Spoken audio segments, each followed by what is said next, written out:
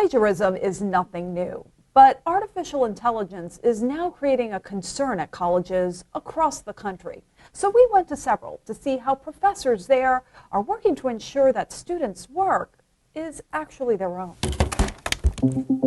There's a new frontier in the world of higher education. Artificial intelligence, specifically AI that can generate text, like ChatGPT. It's capable of writing whole essays just by asking it a question or specifying a topic, and can sometimes be hard to detect when it's used because the AI creates individual responses each time. No two are identical. It all raises real questions about how students complete some class assignments. We think about AI in the wrong way. I'm an optimist when it comes to technology. The bottom line is I want them to learn. Since late last year, ChatGPT has taken the tech and media world and the evening news by storm. The internet's going crazy over new artificial intelligence called ChatGPT. We know a lot, but we also know very little about it. Some people are passing college courses with papers written by ChatGPT. You know what I mean? Are we going to have this thing filling out like dating profiles now? Am I going to fall in love with ChatGPT? Microsoft is now placing the artificial intelligence into its software, beginning with Bing, its search engine, and Edge, its browser.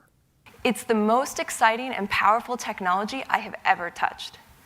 But with a technology this powerful, I also know that we have an even greater responsibility to ensure that it is developed, deployed, and used properly. That's top of mind in the halls of academia, where artificial intelligence poses new challenges for teaching. For perspective, we turned to 3 different professors from 3 different universities. English professor Paul Fife at North Carolina State, Lee Tiedrich, a professor at Duke Law School, and Caleb Hoosman, who teaches political science at William Peace University. Nobody's got the answer at this point. We're just figuring it out. And I think being candid with your students always goes well. So does altering class instruction. We'd like debates and simulations and games and stuff like that ChatGPT can't, do a simulation as a lobbyist for you. But it doesn't change the fact that a classic essay is a fundamental part of a college education.